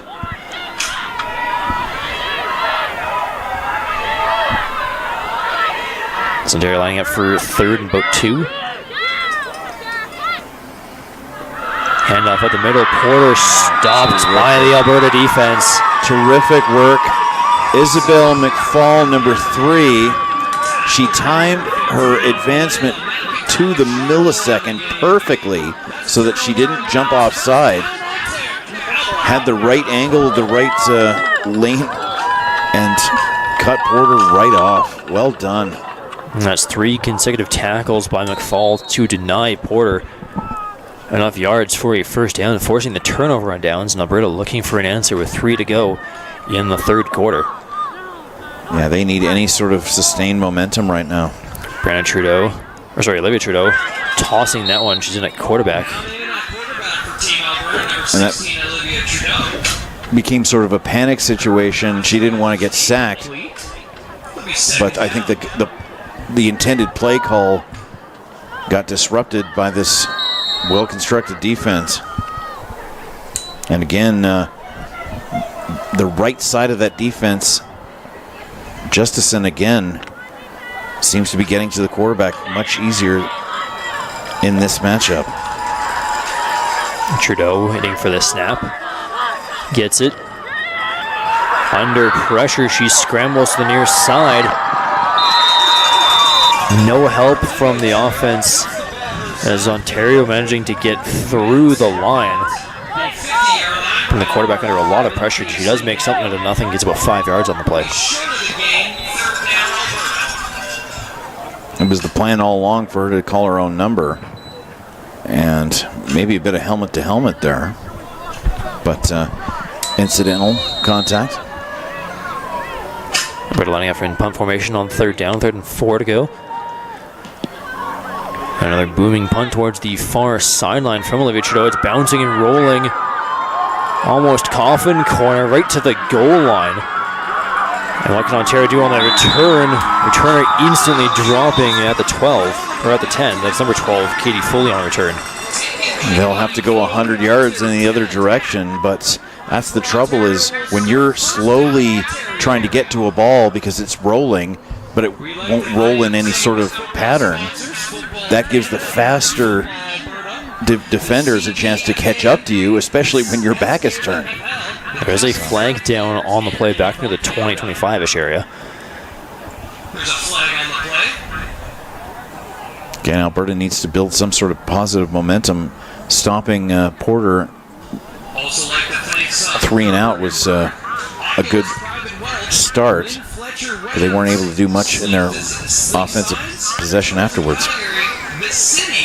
Last time I'd like to recognize our hardworking and contributions of all of the volunteers here at Shoal Athletic Park, and most importantly the tournament committee, as well as all of the volunteers from all of the provinces that have been participating and providing a fantastic opportunity for all of the athletes playing in the 2025 U18 Women's Championship. And Cole, you're on that tournament committee, and you've been part of this group since at least February, because that's when we got the email from you is, hey, do you want to play, do you want to be involved in this football tournament in July? So it has been months of organizing to lead to a very stressful day. Yeah. Well, we're almost done day one. Like I said, day one or game one is always about surviving. You make it look pretty on day 2. Day 1 is you just get through it. And the penalty was against Ontario during the kick return. So, Dave, your 100 yards that they had to go, it's now 109. 109 and a half. Yeah, absolutely. I've seen a couple of plays, 109-yard touchdown plays. So, and that's 12v12. So who knows what Porter could do here, or perhaps somebody else. Who knows? maybe someone else will get a chance. But she's been extremely successful this quarter, so keep going. For Alberta getting a safety here would be huge. Or just a turnover in general, and a run up the middle from Porter instantly into Brielle McDonald-Robchan. No gain at all on that one. Great heads-up play from the Alberta defense. They're going to have to do that 2 more times for sure. Of course, this would be the perfect time for Ontario to execute a deep throw to one of the players we haven't really talked about so far in the third quarter. You see, watching that replay, Brielle McDonald-Robchan stepping right up into that hole, and instantly shutting it. She's going to have to come up big if they're going to reach the championship game on the defensive side. Ball snapped, another handoff to Porter, and into the Alberta defense once again. Has a couple yards on that carry, though. And it was Layla McIntosh in on the tackle. Now, Ontario really hasn't shown much of a kicking game so far, as you can get a sense on the replay as to how it's not a full 20-yard end zone in the 6v6 game. So how they're going to play this at the end, maybe they take the safety and surrender the 2 points. I mean, that might be smarter for field position. Like I said, Alberta hasn't really built anything offensively. And quarterback and both the running backs lining up in the end zone automatically. A touchdown for them with a safety would prevent it from being a tie. And there is the need from Parthenaise. Safety will give Alberta another 2 points. That makes this a 4-point game, making things a little interesting. And again, down the line. Terrific work by the punter, because she's 90% of the reason why they have earned these 2 points. And we always talk about that with safeties and with like missed field goal points. Whenever I'm announcing those kinds of games, I try to really push it on the fans who maybe don't know football as well about how well the defense did to force them to only earn a point, or to create the safety. That a safety is a defensive point, and a special team, or two safety is a score for the defense and the special teams, especially in this case the punter. And when there is a missed field goal in high school football, I try to mention the positives to the live audience as to the punter, or excuse me, the kicker or the punt single is a reward to the offense for pinning the ball in an area where the other team can't return it. So there's a reward of 1 point rather than a failure to get 3. No, it's not a bad way to look at it. And his ball is snapped. And that field position of 75 yards could make a huge difference, because like we said, I don't know if Ontario has any sort of sustained kicking game for anything that isn't a convert. It was Owena Bradford on the passing play. Her pass did fall off a couple hands and eventually incomplete. Just taking a look on the replay here. Quick hitter, just a little too low for the intended targets. Tessa Muddle will bring up 2nd and 10 for Team Alberta. Bradford handing one off to Muddle, breaking down, and then gets brought down, stumbling forward, maybe 4, maybe 5 yards on the carry. Kayleese Daniel, number 11, doing just enough to make sure that while she fell behind, and that allowed the runner to get more yardage, if that doesn't go properly, the runner is 40 yards down the field. Again, you see she did just enough, got beat a little bit on speed-wise, but was able to flip things around. And we're going to flip things around. The teams are going to flip ends. Another third quarter, Ontario leading 14-10. I think it's been our lowest. Actually, no, that's the Saskatchewan Manitoba game was pretty low scoring at this point, I think, as well. One of our lower scoring games. I think it was 20-0 at the 3-quarter. So Alberta lines up in punt formation. Again, nothing to build on in that third quarter. And that punt again blocked by Team Ontario. Olivia Trudeau alertly picking it up. She will be brought down at the line of scrimmage. But again, it's number 27, Madeline Justin, getting her arm on that to block it. And it's a turnover on downs, first down for Ontario. And that's a huge play for Justison to just have realized what she did wrong on that rough play penalty and completely flipped the script ever since. She's made half a dozen plays like that. And again, showing you how important the safety decision was, because now they have the ball at the Alberta 40. Well, here's the other thing, Dave. So we don't have the MVP awards for special teams at the end of each game, but we do have one for the MVP of the special teams of the tournament. Right now, she could be a very strong contender for that award. Well, offensive is certainly Sarah Porter right now. I think that's 12 or 13 in a row that they've gone to her. Only a 5-yard gain on that one. Gain of 5, second down.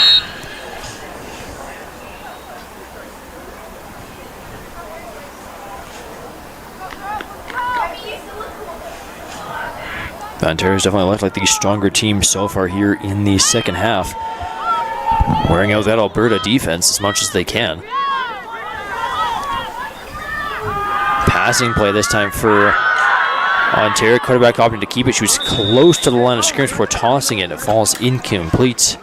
And there goes the streak of handoffs to Sarah Porter. Well, we'll have another look at the replay here as to what Porter's strategy was on this particular outing. Yeah, it was never in the plan for her to run. She was going to the right side as a possible throwing opportunity, but they went to the left side to Braylon Hawthorne, who had a very good first half. But it is 3rd and 5 here. We're getting a visitor from our Calgary Bandit Football Association mascot, Gordy. As Ontario punting away on 3rd down. Ball bouncing and rolling out of bounds just about the 10-yard line.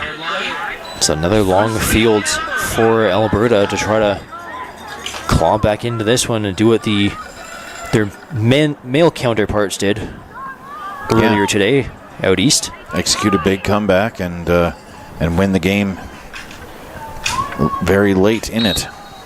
They did that a couple of times in that tournament with the late comebacks in games and well, good on them. Holding on to win. I just still, it feels weird to hear the word football tournament. Like it just doesn't make. It's just weird. Screen pass there. Olivia Trudeau hit after she throws, but her pass does find her receiver, number 32, Abby Vu. And to the joy of this crowd here at Shoaldice Athletic Park, it's a first down for Team Alberta. Hey, don't be surprised if they run that screen again. That's the best play they've had in the second half, and she had all the time in the world to throw it. Not the cleanest of throws we've seen from Trudeau in this game, but it worked nonetheless. And Vu kind of leading with her shoulder as she was brought down by Mena. Trudeau now taking that one towards the far sideline. And a fun fact on that last play, that was the Airdrie Raiders quarterback finding the West Edmonton Raiders receiver. So, while they're not the same team, they're almost the same team. Wouldn't you love when those two teams play each other? They actually met in the Jamboree this last spring.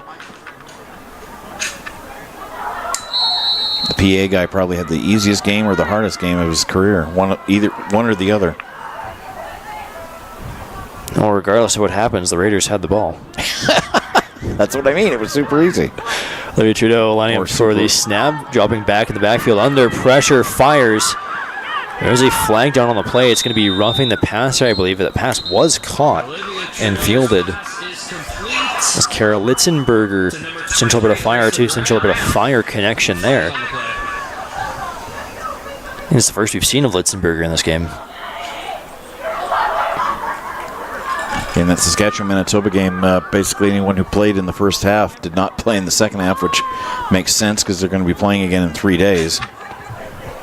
But here again, one lane or the other. How many times have Ontario defenders had a wide open lane to an Alberta quarterback? So the referees say there is no infraction on the play. Just picking up that flag. And we get 3rd down for Team Alberta, 3rd and 11. A long field still to go as that clock ticks down. Yeah, they're deep in their own zone, too. Mild wind against them, left to right. Maybe that's another reason why Ontario wasn't punting much in the third quarter. And a little bit of confusion on what down it's supposed to be. I think the Alberta coach wanted a bit of clarification. He might have thought it was second. because of the no penalty flag. It's third, so that's why we have the late wholesale line change from both teams.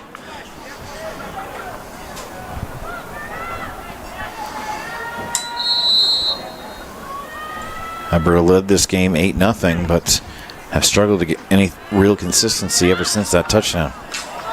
And even getting that first touchdown was a massive effort as Alberta punts away on third down. Back to return, number 12 once again for Ontario, Katie Foley. Not much on that return. It's always good for a defensive team's momentum to push the runner back further away than when they caught the ball, especially when they try to go parallel to the line and end up regretting it about 4 yards further back. Foley, member of the Kingston Sharks, has been very lethal in the kick return game so far here against Team Alberta. Ontario's a first down from the 45, handoff at the middle once again to Sarah Porter, brought down by a pair of Alberta defenders, Kier Russell and Brielle McDonald-Rothchan. Perhaps they're starting to realize what it takes to stop Sarah, as she's now been subbed out.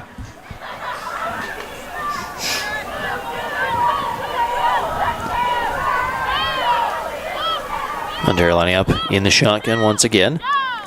Maybe she actually is tired. Who knows? She certainly didn't look like it. Pass towards the near side is complete.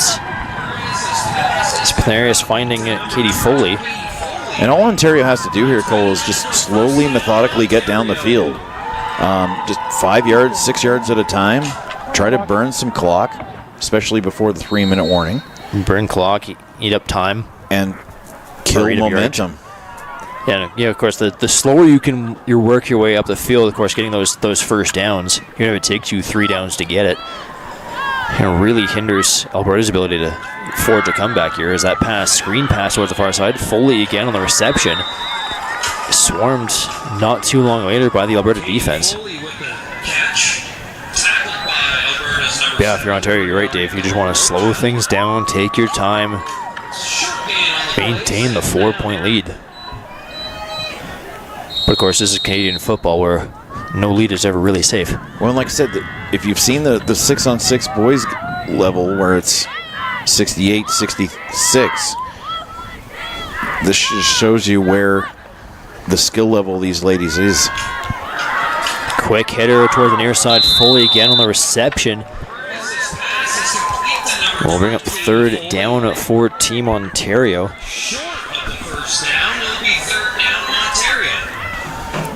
Third and inches here, yeah. Using every down to get that first down and Sarah Porter back onto the fields. And even these 3rd and 1s aren't that easy to do, because it's not like the 12v12 game where you just kind of scrum and the quarterback dives for 6 inches. It's not as simple as it might look in this case, and we see shotgun because of it. And of course, Sarah Porter back onto the field. Likely target, gets the toss, taking that one towards the far side, and does pick up enough yards to help her team stay on the field. Again, that's great work by the other 4 Ontario players to make the Alberta think that the toss to Porter was not actually the plan, or if it was, all 3 of them turn to the left and take away any Alberta tackler's opportunity to make a play, and Porter inches plus a lot more after that. Ontario again lining up in the shotgun movement from the far side. Blitz coming in from Alberta. A handoff to Foley. Foley charging through and brought down at the 5. Maybe second down, close to the first down marker for Ontario. Second down, Ontario. Nice to see all these different helmets. Katie Foley from Kingston with the big K on her helmet, along with one of her teammates. Yeah, you definitely can't look for Waverly Kendall, number 7. Definitely can't look for helmet color for who you're passing to. Gotta look for the jerseys. A shotgun formation snap, low And the quarterback's knee does go down as she picks up the ball off the ground, so it's going to be a loss of yards on the play. 3rd down for Ontario at the Alberta 10.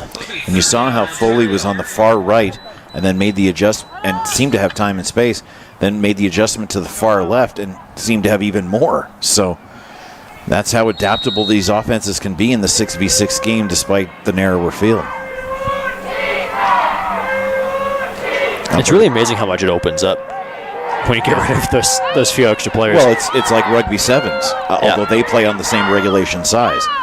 And those games can be crazy how much scoring there is. Under pressure, quarterback keeper brought down before the goal line. A great heads-up play from Parthene, sorry. That's why I'm looking forward to seeing what the flag football is going to be like at the LA Olympics in 28. I don't think it's going to be that exciting personally. Well, it has the potential to, and they're certainly setting it up in a way that, just like the 6v6 lacrosse that they're going to have, as well as a couple of other uniquely North American sports. My only issue with it is the NFL has granted their players permission to play. Yeah. But you're going to have a lot of other countries where they're looking like they're trying to develop actual flag football teams. Yeah. And they're going to have to go up against the NFL players. Paid professionals. Yeah. Well, that's the thing. I mean, it could be the USA gold, Canada silver, and everybody else going for the bronze, just like we've seen in other North American dominated sports, just like women's hockey. Canada and the US trading golds and silvers back and forth. But they've got both countries, and all the countries have 3 years to get ready, and then you think about the MLB players playing baseball, and then the NFL players playing football. Hopefully swimming and track don't get overshadowed, but if I know NBC, I think they probably will. But it'll be a fascinating couple of weeks. As Ontario snap the ball, run up the middle, instantly shut down from the Alberta defense. They're a little happy about that one. They seem to know when, for the most part, they seem to know when Porter is the target and when she isn't, except for a couple of times that I have mentioned. But maybe Porter is human after all and doesn't have the same acceleration she did at halftime. It's going to bring up 2nd and goal from the 2. Lining up in shotgun. My guess would be Porter is the intended ball carrier here for Ontario. And she does not take the handoff. QB keeper faking everybody out, and Parthene will run that one home, extending Ontario's lead here late in the 4th. Yeah, terrific idea. And that's the brilliance of coaching like this, is when you know everything you're going to do and the other team can only react to what you're going to execute. You can do something like this, and she had the confidence. Just the fake out. Half the team fell for it, and she ran with authority to extend the lead. Well, it's the advantage of just driving play after play after play with one player, and eventually the defense will bite, and that's when you do the QB keeper in that sense. Pays off for Ontario. The convert, no good, so it'll be a 10-point game with 3:01 to go in the 4th quarter. Alberta's going to have to make something happen twice here. Yep, in 2 scores. 3 minutes, although the clock stops at the end of every play. So looking ahead to Wednesday, based on the schedule that you have now updated, which is awesome, Indigenous plays Manitoba at 1. Ontario will be in the middle game, and Alberta will be in the late game on Wednesday. So we hope you'll join us both live or on demand for those. As it stands, I believe Ontario will be playing Saskatchewan and Alberta will be playing Quebec. We'll figure it out, but follow Football Alberta's website, or Football Canada's website and socials for when your team is playing next in terms of Saskatchewan, Quebec, Indigenous, and Manitoba. Nice move on the kickoff return for Team Alberta. getting to the 35-yard line. But yeah, don't necessarily listen to us on when teams are playing. Absolutely. Pay not. attention to the Football Alberta and the Football Canada social media pages. Those will keep you well informed. I learned that lesson the hard way 30 years ago. Football Alberta Canada, or Football Alberta and Football Canada's social medias will keep you well informed. Instagram is actually probably the quickest updated from both of those. Under pressure, Winnie Bradford getting that pass off, finding her Central Alberta Fire teammate Carl Litzenberger. Short gain on the play though for Team Alberta. Great replay angle of the Alberta bench. The losing team of this game is not eliminated from the gold medal match. Now there's a very strong chance that we could see these two teams playing again here at the same time next weekend. Close to being offside. Late penalty flags fly from both the officials, so that pass falls incomplete. My guess is Ontario's going to decline this. Again, their success of last year leading to not only gold and silver medals, but setting them up the best in the best position for the following year right here in 2025. So have a confirmation from the officials on the penalty call and what Ontario would like to do. And we'll take this time to thank our amazing sponsors, Hilberg & Berg, Conquest Private Wealth, Lynn Fletcher Weddings, the Sleek Signs, Tourism Calgary, the City of Calgary, the Mekatif Sports Foundation, and the Government of Alberta. And for those watching at home, we highly recommend you stay tuned after the conclusion of the game for our MVP awards. That'll be handed out. Yeah, offense and defense for Alberta and Ontario, so we'll honor 4 players. I'll give you one guess on the Ontario offensive player, but I think it's pretty obvious. Yeah, the rest of them could be right up for grabs. And that pass behind the intended target falls incomplete. That'll force the turnover on downs, much to the joy of this Ontario crowd that's made their way out to the Western Province.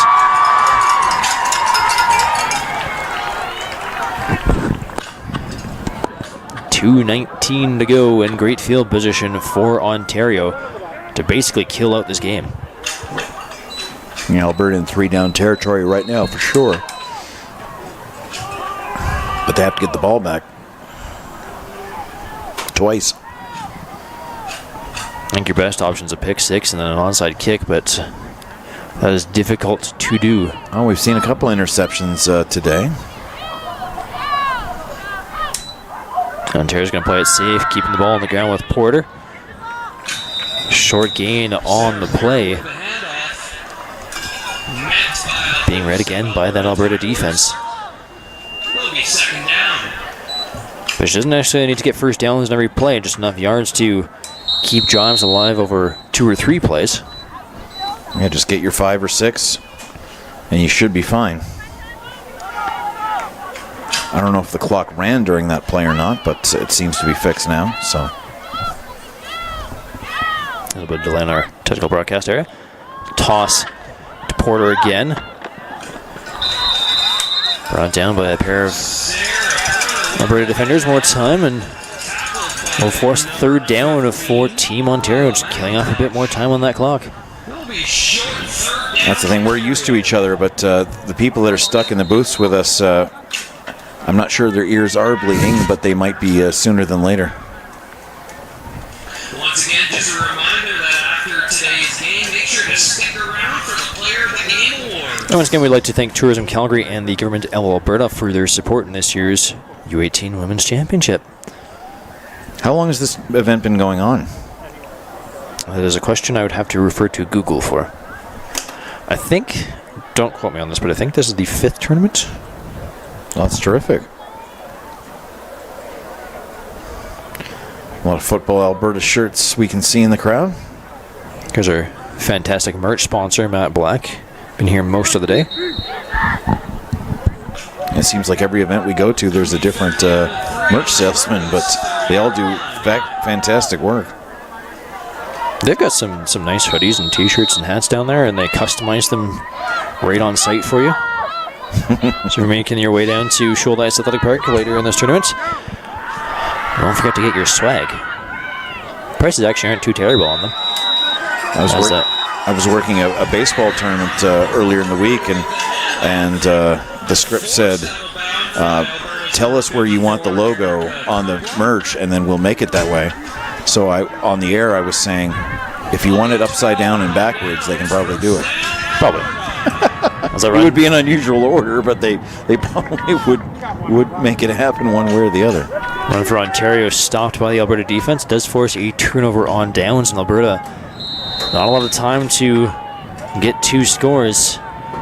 Well, if you've been sitting on the left-hand side of the field, you're straining your neck to see everything to your far right, because that's where it's been basically the entire quarter for sure, if not most of the second half. Abby Vu, the ball carrier that time for Team Alberta, brought down in the backfield by the Ontario defense. And I see a majority of the referees being females as well, so we've certainly seen female officials at high levels of men's football in the last few years. So I can confirm via Google and the Football Canada website that this is the 4th tournament. Nice. The first one was in Regina back in 2022, won by Alberta over Saskatchewan. 2023, Alberta beat Quebec in Ottawa. And last year in Fredericton, Ontario Red beat Alberta 2-0. So Alberta's gold, silver. The most successful women's tackle football team so far in the country. And different opponents every year, too. Yeah, exactly. But it's good to see the game growing across the province. Well, and that means across the country. That means it's a 12-month commitment from these coaches and from these officials, and like the people that work at the Football Alberta office. They need to be recruiting players tomorrow for 2026. So, or into these U18 leagues, like the Southern Female Football League that you've been talking about, and it has to constantly be rotated through on the girls' side and on the boys' side. Another turnover on downs from Ontario as they stop the Alberta run a couple more times. But we can't really speak for Ontario not knowing much about what's going on in the girls' game out there. We can see that there are leagues that these players are playing in, but speaking closer to home, that South Alberta Female Football League, it's just finished its 3rd year and of playing its 2nd provincial game against the Edmonton League, the CDMFA, and it's very strong football, and you're seeing it grow and develop positively. In the last 12 months, there's the massive difference in the level of play between all of the teams that were able to make it to the provincial finals. So it's definitely young and new, but it's growing, and it's growing well. Yes, exactly. And that's what you like to see. And you can tell they have genuine enthusiasm. Like the Manitoba team got beat by 5 touchdowns, but they were smiling and laughing in the concourse underneath the stadium afterwards, and they'll be back for another round. Right up the middle for Ontario, killing off more this time. As Michaela Lopez again, the ball carrier. We'll bring up 3rd down for Ontario.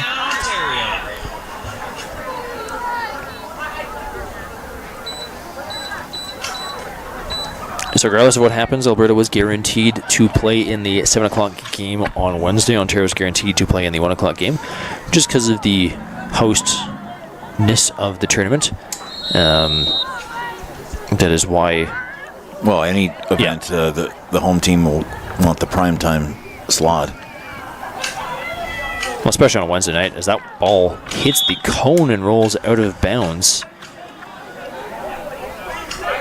Even when I'm calling soccer games here, I have to keep in mind to myself and to the live audience, remember, we're using the yellow lines. Oh, a punt single, extending the lead to 21-10. Now they say it hit the cone and rolled out of bounds, so that will add on to the lead. Not like it's really going to do much at this stage. 2-score game with 27 seconds left. Still a 2-score game. Don't see a lot of punt singles, which is nice to see in the 6v6 game. So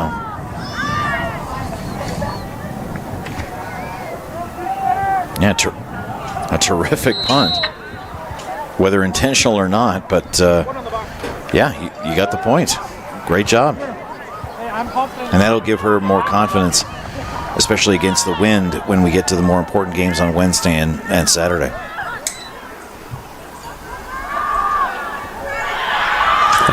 Quick little screen pass there for Alberta. Penalty flags fly. I believe there's going to be a face mask called. Yeah, that's what it appears to be from this angle, for sure. Things still chippy even this late in the game. You can tell how much this tournament means to these players. Well, Alberta scored early in the second quarter because we were scoreless after one, and offensively they haven't really done a whole lot since then.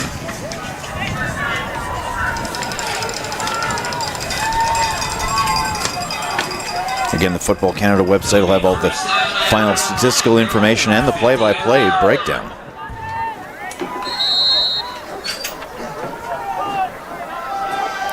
Late into a July evening. The clouds are going to hold off for sure.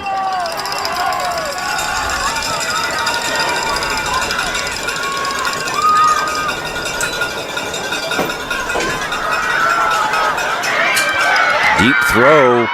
Oh, terrific work. Kaylee's Daniel almost came up with it, anticipating what could have happened there for Team Alberta.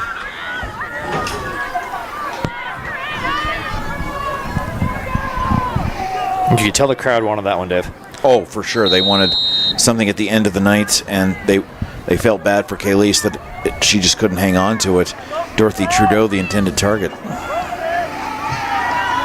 We've hit the golden hour of our day. Sun setting in Calgary.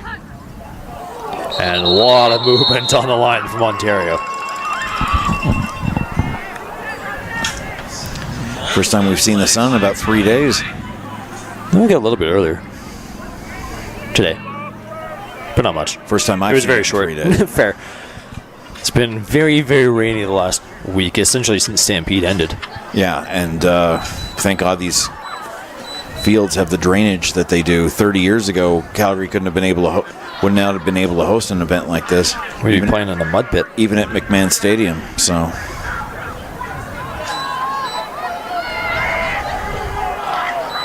Right at the center line.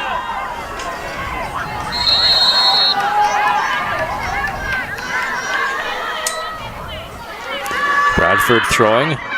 Bit of a wobbler and it falls incomplete off of the body of a defender. And again, Athena Mena, we've mentioned her a few times. Hamilton Junior Tiger Cats, DBLB. And again, with the sun, it's even more difficult to make these kind of plays. It depends on the angle it's at. I think it's just coming in enough of a side angle that they should be okay. But yes, that's definitely an excuse players like to use a lot.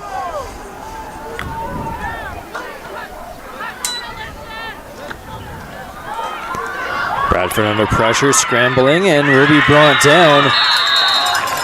1 second to go. Madeline Justison again, seeming to have the same energy levels as Sarah Porter does. Just doesn't seem to ever run out of gas in the tank. And the Ontario crowd standing now, supporting their team. They've managed to help them throughout the entirety of the game, trying to steal that home field advantage from Alberta.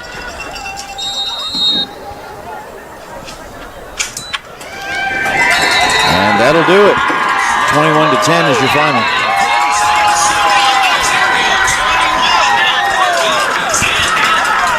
Another quick handshakes, and then we'll do our MVP awards. That's why I ran away briefly there, Dave. Had to go get that from our PA booth. We do have our names. Oh, terrific. Okay, great. Well, Chris, our PA man, has been doing a fantastic job. Managing through our struggling PA system here at Shoaldice. Gotta love technical issues when you're trying to host a major tournament. Just a reminder to all who are in attendance, you can meet up with today's participants following the awards. field or enter the locker room area at any time. Thank you. All the awards have been selected by the 2025 selection committee, and presenting the awards is from the president of Football Alberta, Brian Bradford. Of course, our awards are sponsored by Hilberg & Berg and NFL Canada. Some nice fancy gifts they're getting. I don't actually know what they're getting. I haven't actually seen it. I've just seen the bags that they're in. Oh, okay. But they might be on the social medias. Probably a good place to look if you want to know. I'm sure. The grin and grips will be there for sure. You know, we've had great contributions and talks and stuff from Hilberg & Berg, and they've been a huge supporter for this year's tournament. So the first day's over. How was it for you? Stress. Yeah. Lots of stress. I mean, you still have to clean up everything, so technically not done yet. The football action is done. We're going to do this all over again on Wednesday. Teams get 2 days to recover. Take a little bit of a trip to Callaway Park. A little bit of fun, relax a little bit. Yeah. Take in some rides. I know Thursday they're going to the St. Peter's game. Oh, terrific. It's supposed to be about 27 degrees on Thursday, which will be nice. The awards have been selected by the 2025 Women's Selection Committee, and presenting the awards is Brian Bradford, President of Football Alberta. The winner of the Most Valuable Defensive Player of the Game award for Team Alberta. Team Alberta's defensive player of the game, number 13, Alexis Pearson.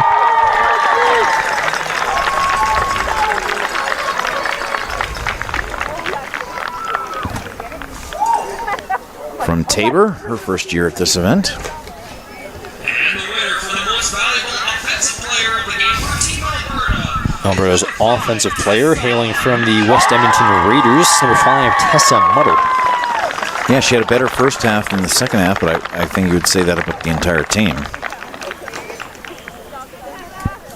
The coaches will definitely be reviewing the video for this one, especially if it is a rematch on Saturday. From Ontario, their defensive player of the game, number 31, Robin Price. And from Sudbury Spartans in Sault Ste. Marie, Ontario.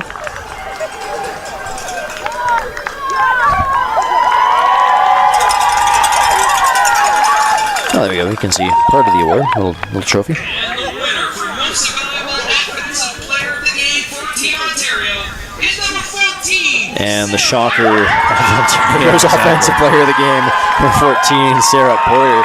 I'd love to know One heck of a first half or second half. how many yards she ended up with tonight. Like I said, the Peterborough rugby team. One heck of a game from number 14, helping her team capture the victory against Team Alberta. 21-10 final. Once again, I'm Cole Ford, alongside with Dave Standish. Dave, it's been a pleasure.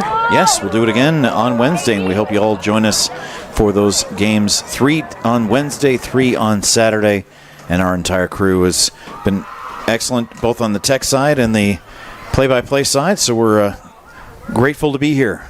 And with Glad that, to get the invitation. we bid you adieu until Wednesday.